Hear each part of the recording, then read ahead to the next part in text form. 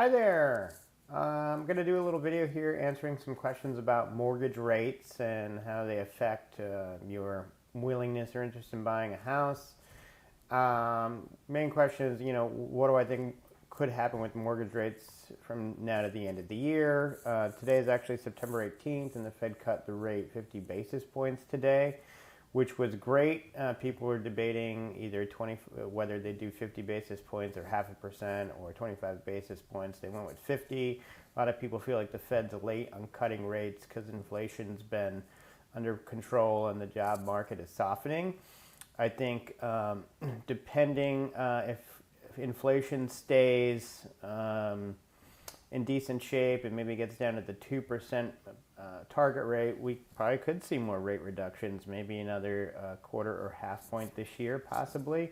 But I'm not an economist, but I know that's just my feeling.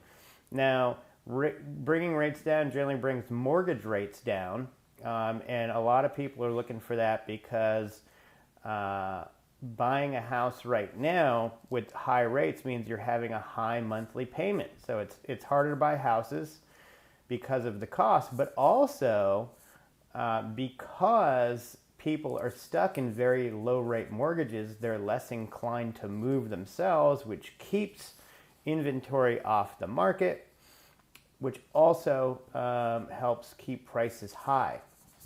So lower rates could solve both of those problems and make homeownership more affordable, though you always have the reality that when rates go down, potentially prices go up because the same amount of money can buy more house.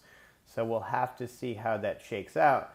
Now, generally buying in a higher rate market does indicate you'll be paying more, but it's definitely possible to say that with higher rates, potentially you're getting a little bit of a better deal on the house than you would at lower rates because higher rates make the mortgage payment more, so prices can sometimes come down because of that. And I think they have, certainly a little bit in certain areas.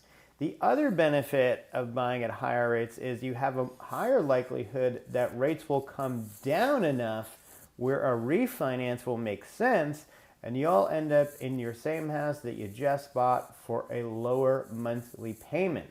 So that is definitely a very positive outcome if you buy at higher rates and rates come down and you get to refi and just have a lower monthly payment. So, it's a toss-up of whether you wait for rates to come down or not. To some degree, it just depends, I think, where you're buying and where house prices are. If they've been a bit on the decline, you might be in a better buying position to negotiate right now. Maybe you could get a lower price, a higher rate, and then rates do continue to come down and you refi at a low rate. Now, most people don't think rates are going to come down to the historic lows of 3 and 4%, but I think they could come down a couple percent in total potentially because especially if the job market softens and we want to encourage businesses to borrow more money and hire more people and keep the economy going in that way.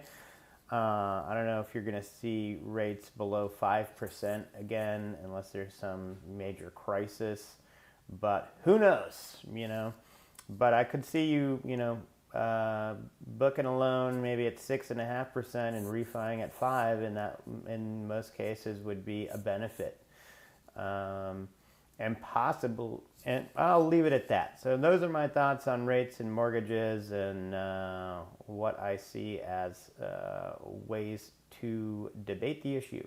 I'll talk to you in the next video. Bye.